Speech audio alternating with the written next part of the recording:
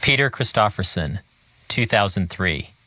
I guess, yeah, a good question to start with would be what you were doing prior to Throbbing Gristle and your involvement in Throbbing Gristle. Cozy and Genesis and myself were working together in a kind of art collective that was called COUM, C-O-U-M. And Cozy and Genesis had been together for some time when I met them.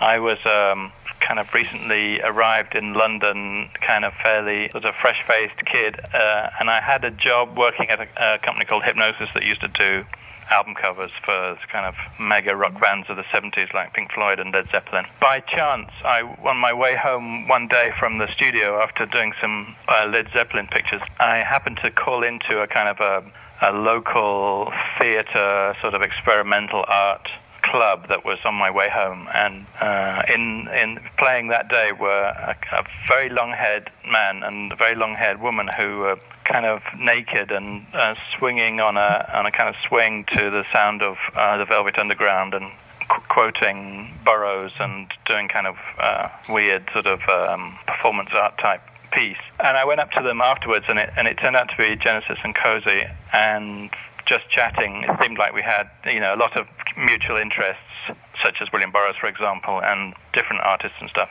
And they invited me round to their studio, which was in the East End of London. I showed them some of the pictures that I was taking, not only, in terms of commercial work, but also private work, and they were interested in that. And it seemed like we had a lot in common, and so we started to work together in doing kind of art performance pieces, some of which were kind of fairly sort of cutting edge for the 70s, really. And we wrote a kind of manifesto piece that was published in a high-end English art magazine. One thing kind of led to another, and we sort of toured a little bit with those art pieces. And the problem that I was expressing, or my dissatisfaction to them, the way I put it was that I felt that just doing performances in galleries was playing to a kind of elite, rather blasé sort of audience, and it would be, how much more exciting would it be to try and bring some of our kind of radical ideas and philosophies and positions on things to a wider audience, especially to young people.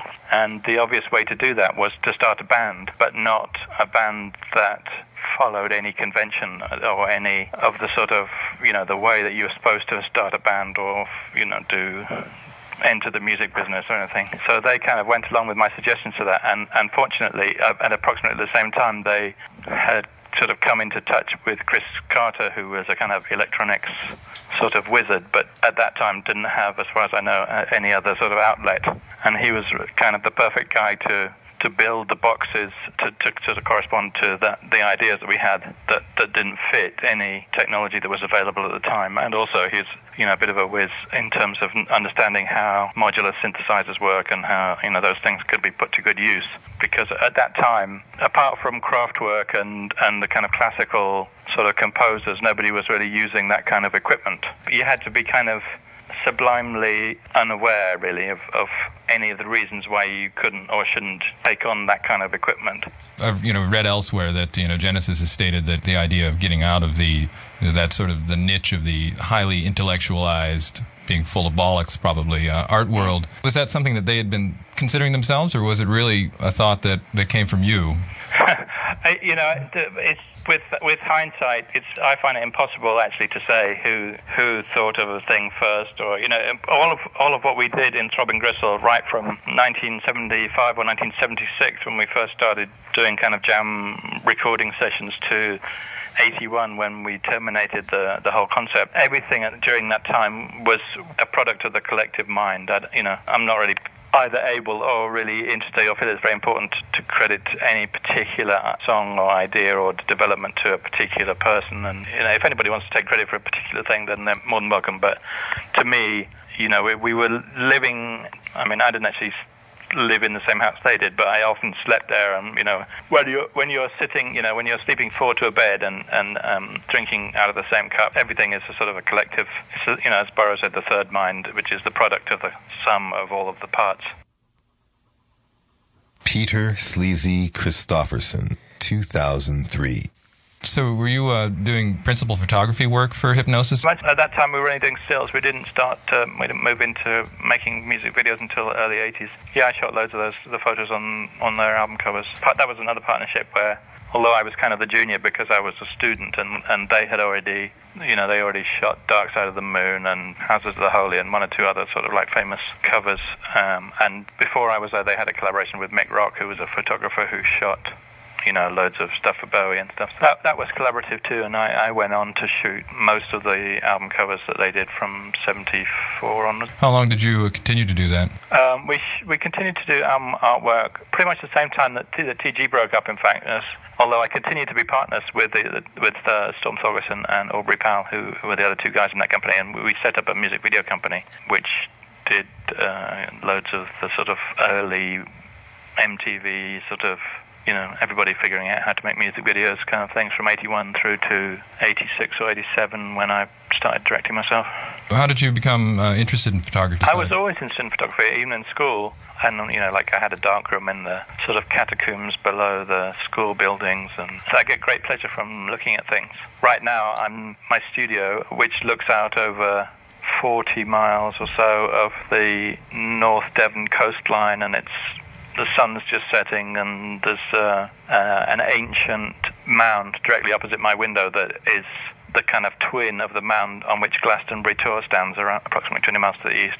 So I'm a sort of a sensualist in the way that I just love looking at things, and I love being able to record them. And then more recently, I love being able to record them and make them better, or to try and find a kind of resonance in image, in the same way that with TG and with my other musical work since then, I've always tried to find a kind of resonance or note or something that takes people beyond the moment and beyond just the intellectual quality of the chord or the clank or the picture of a valley or whatever it is, and speaks to people's subconscious and to people's emotion.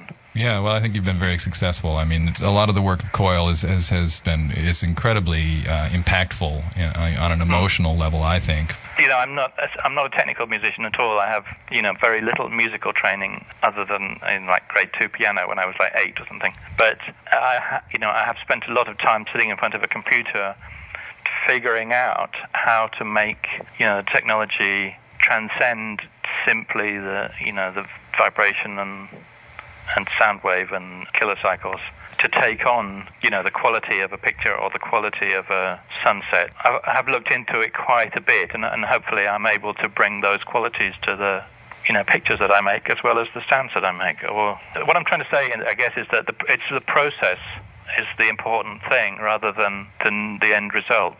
Well, and that was always really kind of the manifesto of TG, wasn't it?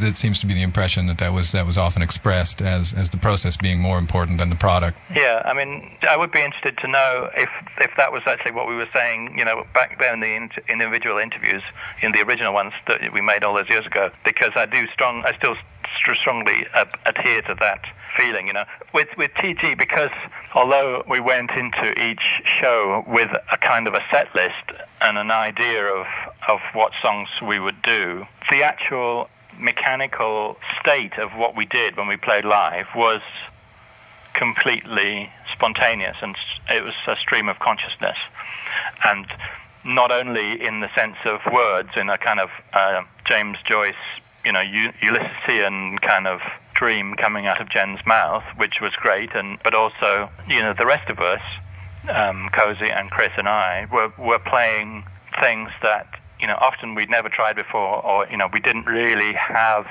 a specific end in mind or a specific intellectual process. It was a spontaneous reaction to the situation. I think of it as a kind of trance-like state, not necessarily in a sort of passive Indian continent sort of trance way, but in a sense that, for example, I have very little recollection of any live show that I've ever done. And I believe that that's because from the moment when you step onto the stage to the moment when you close up the power book or unplug or whatever, one puts oneself in a kind of position of, it's almost like you're like a medium at a seance. You're actually acting as a kind of a conduit for things that you've read in the newspaper or seen on TV or heard, the planes taking off, or you're sitting in a toilet of a commuter train and there's clanking of the tracks or whatever. You know what I mean? All those things are sort of re-channeled or transmitted and turned into, if not, ideally turned into a work of art, but certainly turned into a work of creation that the audience can share with you and perhaps share a bit of what you feel about it, whether it's sadness or whether it's a kind of rueful acceptance of the misery of the world, or whether it's cheerful and ecstatic and transcendent. Peter, 2003. Do you then listen to performances that you've done afterward in order to actually discover them yourself on a certain level that you didn't experience while you were doing it? That's an interesting question. Yeah, sometimes. Yeah. Sometimes it doesn't kind of work. It's like tickling yourself. It's almost, like on the dark parts are kind of too painful, and the happy parts are sort of like feedback. I mean, I listen to old TG now and think, wow, that sounds pretty good, because I can't really remember it or relate to it. I was very impressed actually that Chris Carter was able to spend the amount of time that he did spend listening to all the old tapes in order to remaster the 24 CDs, to wade through hours upon hours of different versions of tapings and different recordings and stuff. Quite often we have more than one tape of a given show. There would be like a tape from the desk, and there'd be a binaural head version, and sometimes there'd be bootleg versions that people had recorded in the audience and stuff. And so he was very dedicated to listen to all those hours of TG. I don't know that I could have had the stamina to do that myself. What I'm trying to say is I still find it quite taxing to listen to some of the shows. If you can sit through them, I do think it's incredibly moving, and it's a very kind of visceral experience. And for all your listeners, that are going to listen to all these TG shows, you have my respect and appreciation, and hopefully you'll, get a little bit of the sense of what the sort of intensity of the way we were feeling at the time.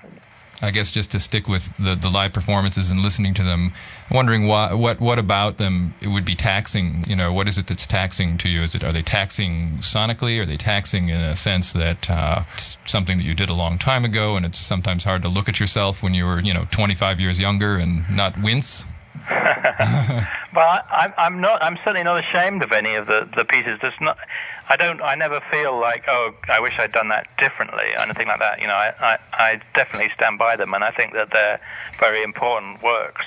It's interesting now, after all this time, that the people, who were so critical of what we were doing back in 1976, the first sort of public TG performance or appearance was at the Institute of Contemporary Art in London. After that show, there were sort of, questions asked in the English Houses of Parliament, about how public money could be spent on such appalling things, and, saying we were the wreckers of civilization, how, we were examples of, why England should bring back hanging and, national service and all this kind of thing. And now, 25 years later, we're having, considerable interest in our archives from the Tate Gallery and Tate Modern, and the sort of artistic establishment, who've finally, after all this time, recognized that what we were doing was important. That's because art can't be in the museums unless it's dead. Yeah, maybe you're right. Yeah, but I mean, we're hoping actually. It's funny you should say that, but we're hoping to change that in certain ways.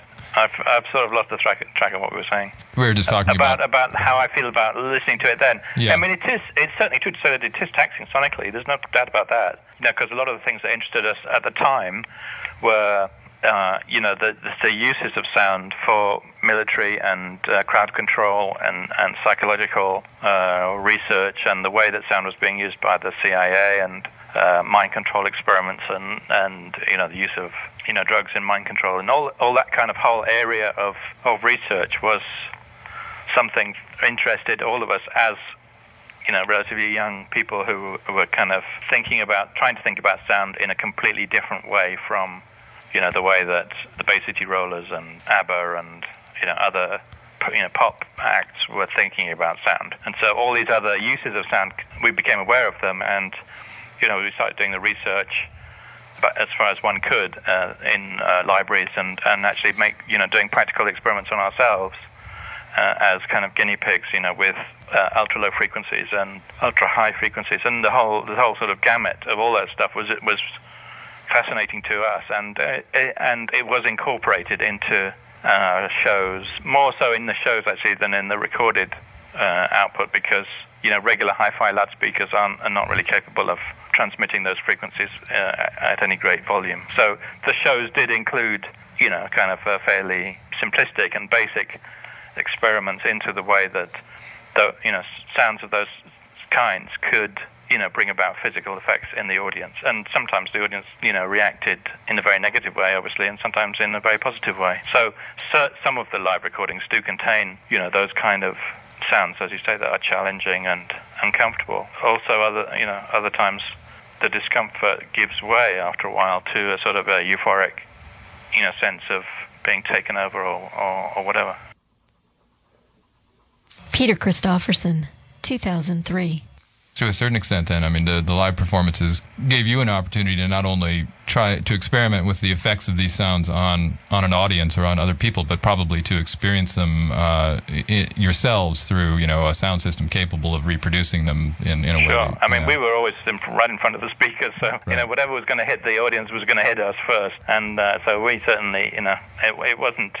it wasn't intended to have a bad effect directed at someone else. It was a shared experience with all of us, because we used to go to our studio and just have, like, I guess you'd call them jam sessions, but just whole long periods of 6 or 8 hours at a stretch, where we just make these sounds, each of us set up and kind of playing. And sometimes they were taped and sometimes they weren't, but there were certainly a few occasions in those sessions, where we'd all experienced, like hallucinations and, the walls shaking and turning it, closing in on us, and that were directly as a result of the sound, nothing to do with anything else we might have taken, which we didn't really in that day anyway. Peter Sleazy Christopherson, 2003. It must have been for you a revelatory period. I'm kind of wondering how much of what you did as a group that you may have brought individually to the group prior to, and how much did you discover? I mean, where were you at in sort of a philosophical sense prior to spending all this time living so closely with several other people and working in the way you did? I just imagine that there was a great deal of exposure to new ideas and literature and art and all kinds of things. Is that a valid statement? I don't know. I think I would have said that the majority, actually, of the things that you could put your finger on and say were influences in the development of TG or in the philosophy or the kind of genre or whatever, I think were probably in us all before we started. Once TG actually got going, we were quite isolationist in a way. It's weird because we had kind of a following, and certainly we would get lots of letters from people, and sometimes the letters would act as inspiration. For example, the song Hamburger Lady was completely inspired by a letter we had from a friend of ours who was a doctor in a hospital that dealt with people that were terminally ill or burned or whatever. Certainly for the first few years, I don't think we really considered ourselves or were part of a scene in the way that, for example, London now has a kind of an art scene that, you have to be a part of. At that time, Throbbing Gristle was very isolated from any of that, and I think we felt what we were doing was, well, indeed it was breaking a lot of new ground that really no one had actually broken before or covered before. So I think the influences that you're referring to, the kind of, for example, the obsession, with, it's a horrible word, but transgressional behavior or sort of sexual deviation or criminal deviation from the norms of society's behavior that were enduring themes in what TG made songs about. All those things, I think, were interests that we'd had privately, even as children, or certainly as teenagers. These interests, healthy or otherwise, whatever you might say, were kind of food that we, lived on, and that we, for the first time, felt that we could make, comments about or to investigate, feelings about those transgressional things that normally people don't talk about. It was a part of what we did was sense that we ought to be talking about, these things that most people didn't, or most people sort of sublimated or didn't want to be part of their lives. Particularly, I think, in the context of England at the time, in the late 70s, the social structure was under a lot of stress. There were all kinds of political insecurities and, weaknesses, and there were big schisms between different parts of society, and young people, really did not feel represented. And the country was in a very sort of parlous state, and a state that was inviting a kind of revolution. As it turned out, about a year after we started, there was a kind of musical revolution that became punk. It was just a disappointment to us that the main sort of proponents of that musical revolution were so conservative in their tastes and their imagination. All of the bands that, like the Sex Pistols and the Clash and everything, although they claimed to be totally new and totally relevant to, English kids who had spiky hair and stuff, in fact, the music that they played was, a direct copy of something that happened in New York about 5 years before. I recently read John Lydon's autobiography.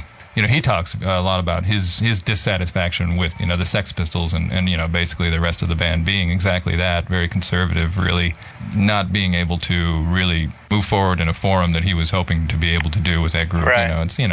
It's a bit of whining, I suppose. It's difficult not to whine in a sense, because they had such, the country was so ripe for something totally new to happen that a relatively small number of people had been more imaginative.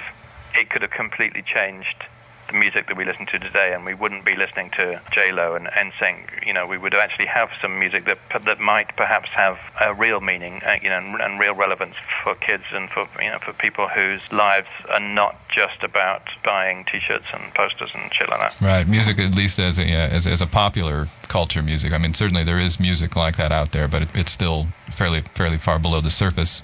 You have to dig for it. Peter, 2003. It was interesting that TG came to California to break up, because in California, by the time the second wave of punk and alternative culture, 1980 and 81, came through here, TG sort of came through and kicked off sort of the end of this very intense 2-year period where there actually was a lot of acceptance of different ideas, where people were struggling with what the UK punk bands were offering and trying to merge that, because in California there's always been a lot of different ideas and cultures mixed together. There's kind of a plastic coating that goes on top of it, but there's people that wanted to dig a little deeper, and TG spoke directly to that. I think it's interesting that I think the response in the US was quite different maybe than what I've read from people in the UK. I think in London, I think TG to some extent was taken for granted, maybe because people had seen it evolve over time. Whereas in the U.S., it kind of just came out of the blue, and then you were gone. Yeah, that's interesting. Yeah, I'm sure you're right. Do you see TG back then as influencing other artists at that time, or as you were isolationists? Not so much at the time. I mean, we've been told, since then of a lot of people that, found us very influential when they were kids. Anyone from, Trent Reznor and Nine Inch Nails to, Joey Beltram to, there's loads of artists now, who will quote, being influenced as children by TG. And in fact, Mute are planning, they're just working on right now a remix album, of contemporary artists remixing TG, that I think will be out in the fall probably. So there is now there are loads of people that will give us a name check. But at the time, apart from, I don't know, like Cabaret Voltaire or Bauhaus or people like that, there wasn't particularly. There was a little bit of a sort of industrial kind of bike. Certainly a lot of people took parts of what we did, not being industrial records, but being factory records, for example, or, lots of people that took aspects of what we did. I don't have any problem with people being influenced, because to me, the more people, if there'd been more bands like TG, it would have actually been more interesting, because one of the reasons that, that's always been my motivation to make records is because I can't buy the records that I want to hear in the store, just because nobody's making them. And that sort of goes with, Coil and the stuff I've been doing since then as well. Sleazy, 2003. I wanted to get back to something that you touched on, and that was the environment in England, Right. the political, cultural environment. I'd like to do that, but I also is interested in asking you if you can recall, at what point in your life did you really become aware of transgressive ideas and become interested in them? Do you remember, or how did that happen? It depends what you mean by transgressive. But when I was 10 and wrestling with my 10-year-old schoolmate, became aware that I was wanting to have Roman soldier kind of torture fantasies, then at that time that was pretty transgressive.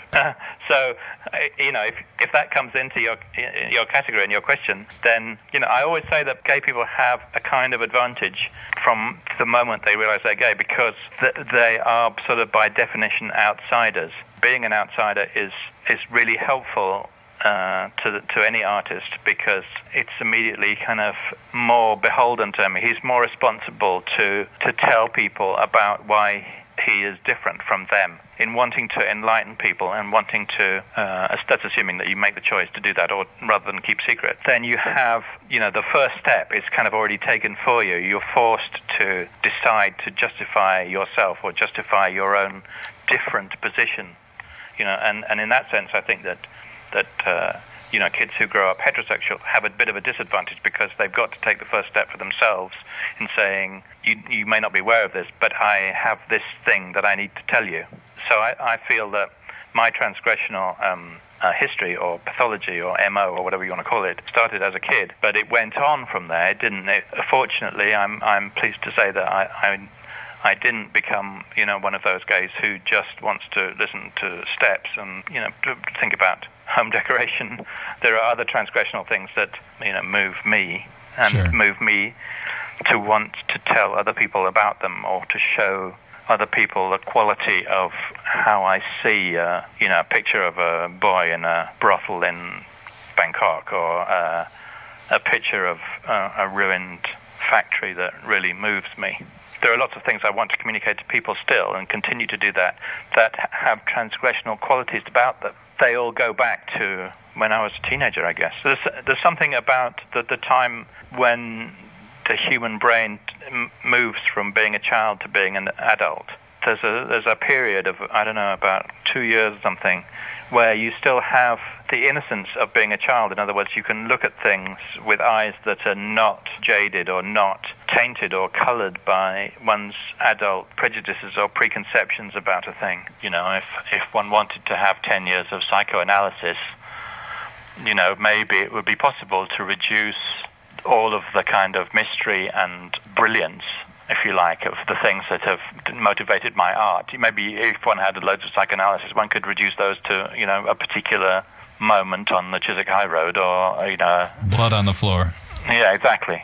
But I think it's best not to look too deeply for those things, because, as long as one doesn't become repetitive in one's art, if you control your demons and direct them to a specific end, then I think one can continue to bring, moving and important works in visions to people, throughout your life. Peter, 2003. The environment, of tolerance or intolerance, in England then as compared to today, is it easier to be different today than it used to be? That's a good question. In some ways easier, in the sense that it's certainly easier to be gay now than it used to be. I don't know, intolerance takes different forms, doesn't it, in different decades, it's hard for Americans to be anti-American right now. It's hard for teachers or people that run scout troops not to be married. Those things weren't a problem back in the 70s. So I don't think necessarily that the human race is any more tolerant or any more enlightened now than it was when it struck the first match. It's just that we go through sort of cycles of. I can remember when I was 14, walking into, kind of dingy porno magazine shops in Soho in London, and buying other magazines with pictures of naked 14-year-olds, and thinking, this is amazing, this is really important for my development. And, I thought that it was kind of, at the time, it was sort of the holy grail. It would be impossible for a 14-year-old to buy pictures of naked 14-year-olds now. There have been several times when threatened by the potential risk of exposure in the press or attack by the police, that we've had to go through our collections and say, well, this magazine was legal when we bought it, but now probably isn't. So do I want to risk keeping it in my house, or do I want to destroy it? And I've always stayed within the law, and so there have been a couple of times when we've had to go through libraries and collections of records and recordings and destroy them because of the times becoming more conservative and less tolerant. England, fortunately, has a tradition from certainly the last 600 or 700 years of kind of eccentric, harmless eccentric. So being able to, have a pocket of uniqueness where So although you might get laughed at, if you walk down the street like Lee Bowery, with your head painted yellow with red dots and, in a chicken costume, you're not actually going to get the shit beaten out of you. If you behave like that in the US, chances are you will get, beaten up. To some extent, English kids have copied American kids, I think, having seen a lot of that kind of behavior in movies and on TV. Well, our culture has really propagated itself in a horrible way. I think less so. Are you more aware then today of possibly opening yourself up for, that kind of trouble or more concerned about it than you might have been during the TG years? Were you less concerned about, being offensive or different or whatever, expressing transgressive ideas than you are today? I think more concerned now than then. I mean, then, although there were a couple of occasions where TG got into the tabloid press and for doing what the tabloids say were appalling things, whether it was having strange haircuts, worshipping the devil, or whatever they might have mistakenly thought we were doing. At that time, it seemed relatively innocuous. The sort of serious life-changing impact that subsequent press exposure had, and particularly when it was connected to sort of legal action. I mean, Genesis, certainly even before we started doing Throbbing Gristle, Genesis was in trouble for sending obscene postcards through the regular English mail.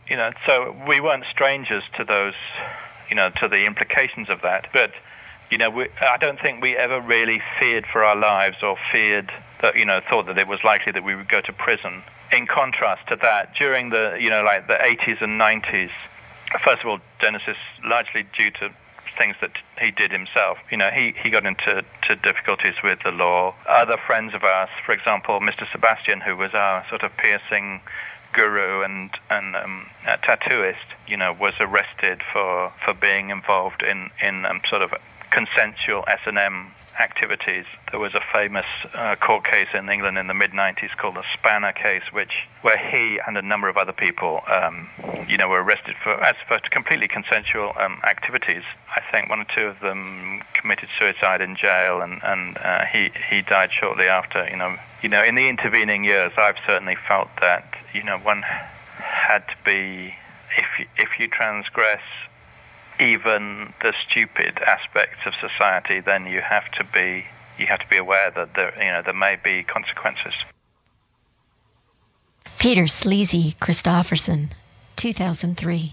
So I was curious if you would talk a little bit about your relationship with Derek Jarman and how that became a relationship. TG, of course, did soundtrack for In the Shadow of the Sun. Right. And just soundtrack work in general, because I know you have an interest in soundtrack material and have done a lot of different things on that front. Sure. I mean, it always seemed natural to us that TG's music could be used in reality and as a soundtrack, because we always kind of felt it was a soundtrack, even when there was no movie. It was a soundtrack to our lives and to our experience of the moment. Still to this day, when I'm starting a piece of music, it's much easier and generally has much better effect if you say, okay, well, what's the movie? What's the picture? What is this about? Where's this coming from? I very rarely start a piece of music with a sound or with a melody. I always try and visualize or take from somewhere, a picture that then is the inspiration for the sound. I think it's right in saying that Genesis and Cozy and John Balance and I all had sort of met Derek just on the kind of London art scene. At that time he was making experimental, sort of largely Super 8 films. He shot a short film at one of our shows in the gay club called Heaven in London, which we liked a lot because it had a kind of a lot of the interesting traditions that were part of the kind of experimental film scene in the 70s, in the early 70s, of like people getting their own film printers and multiple printing and solarizing and screwing with the footage and doing all those kind of things. It seemed like Derek was reviving or developing all those ideas, and at the same time being conscious of the sort of social and London scene, and also being kind of obviously gay and obviously kind of an outsider in that respect, not part of a kind of film school tradition or an intellectual tradition particularly, because he was basically a painter really in the beginning. So it seemed like he was a very interesting person to be working with. To be honest, I can't absolutely remember whether he'd finished the pictures, but certainly when we recorded the score for that film, we were watching on a TV screen, much as they do in Hollywood.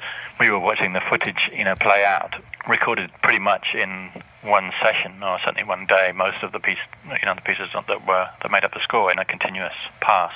It was scored in just as, when the piano players play to a silent movie, it was like that. We were doing it, but we were also doing it as TG, and so the sound was a TG sound rather than, the piano player going da-da-da-da-da-da. Felt like something that was new, but at the same time harked back to, a much older form of movie score. So it was a one-pass. It was basically that, yeah. What was Journey Through a Body? Journey Through a Body was a piece that we made for the Italian radio station Rai. It was like the Italian version of the BBC, and we were invited by Rai to come to Rome. We went to Rome for like a week and made a piece. We were recording in these great old studios that I guess were probably in a Mussolini designed or a building from that time, with huge old sound desks that had, looked more like Frankenstein era equipment. So it was fascinating for us to be, doing something completely different. But at the same time, Italian culture has that extreme sort of left-wing streak running through it. So they were, prepared to do something completely antithetic to, what one would normally think of as being national radio subject matter. So that was, again, just really another TG performance, right, in a studio. Right. It was great because we had the concept. All of us had always been interested in medical subjects and the experience of being on a kind of gurney, being wheeled into an operation, and fascinated by reading stories like in, the tabloids or the National Enquirer or whatever of people that go through operations with the anesthetic having failed, so that they're unable to say anything, but they experience the actual, pain and physical sensations of the operation, but can't move or say anything about it. So we were kind of, interested and intrigued by all those kind of ideas and wanted to put those into, an audio experience. Peter Christopherson, 2003. What are the differences between maybe your intentions as an artistic outlet, as TG as an artistic statement, your intentions as opposed to the perceptions that people may have? Because I think, a lot of people will associate the imagery with, a very negative kind of thought. These are bad people, as opposed to people who are examining something that's dark and that you may want to avert your eyes from. I know what you're saying. For myself, I can only say that it's more important for me to be honest about my feelings, regardless of how people may misinterpret them. To me, I've always liked music in a minor key. I've always liked landscapes that have an element of, decay or drama or apocalyptic, visionary, view of life. There's nothing more scary than music that's intended to be cheerful. You know what I mean? And nothing more moving than a landscape that has a ruin in it. You know what I mean? Right. It's just all those things, the things that people classify as dark or bad or disturbing. Those things are the things that tell me that I'm alive. I understand. And music that is seriously and not ironically for shiny, happy people, to me, is a lie. Everybody that says, life is, all smiles and flowers, is not being honest to themselves. The important thing going on from that idea is that hopefully nothing in anything that I've ever done that is intended or that should give people the idea that the world, is less beautiful or less good or more disgusting than they already thought. Or my interest in in transgressive subjects and my interest in, I don't know, if you like, you could say pain or sadness or misery or any of those sort of conventionally dark subjects, you can experience those and live through them and draw strength from them. And it's the avoidance of all those things that leads to trouble later. You have to have something to juxtapose. If there were no evil, how could you enjoy, or nor ugliness? How could you really appreciate beauty? Yeah. Well, and also, if you look at a really ugly person in detail, you can go, that person looks incredible. They're fascinating, yeah. Yeah, and I mean, you've only got to look through Vogue or through, any of the fashion magazines, and a lot of the top models are quite extraordinarily ugly, but they're top models, and they make more money than you and I will ever make in our lives. Yeah. Damn it. Peter Sleazy Christopherson, 2003. One thing we haven't really talked about, I guess, is the breakup, quote unquote. Right. And what really kind of led to getting to the point where it was time to move on to do something else and that kind of thing. Because you came out to California and did your last 2 shows, I believe. Yes, that's right. Well, I think really we broke up because we didn't really want to become a pastiche of ourselves. Pretty much all of the records, represented a major step forward or, step away from the record that came before. At that time, and with the technology we had and with the experience we had and with the relationships we had with each other, I think we felt that we didn't really have anything else to say that wouldn't just have been kind of a repeat of what had gone before, but rearranged in a different way. I think we just felt that we kind of completed a cycle and that it was best to sort of quit while we were ahead, really, rather than... at the time when we quit, I wasn't particularly imagining that I would go on to make any more music. Really? I certainly didn't think of making music in the light of it being a career. It was, it was a creative thing that I did, as a consequence of working with Chris and Cozy and Genesis. And it was that was the output that we had for our creative activities at that time. Subsequent to that, I was, basically still in relatively close contact with Genesis, and, we were talking about other things that it would be interesting to do. One of those things at that time that I was interested in was television, and as a kind of underground and transgressive medium rather than in the way that it had been, and it was being used in England at that time. It seemed to me that the television offered a huge and interesting scope for development, which is why Genesis and I at first started what we called psychic television, which was an attempt to make a kind of video label that was doing for video what TG had done for sound. Genesis wanted, I guess, the material advantages of continuing to play because it was his major source of income at that time, and so kind of guided or pulled psychic television back into the recording studio somewhat reluctantly. We made some music that was to accompany pieces of video that we'd shot of ritualistic types of things that was subsequently released, but Genesis also wanted to make more conventional albums with songs and stuff, which at the time I wasn't very interested in.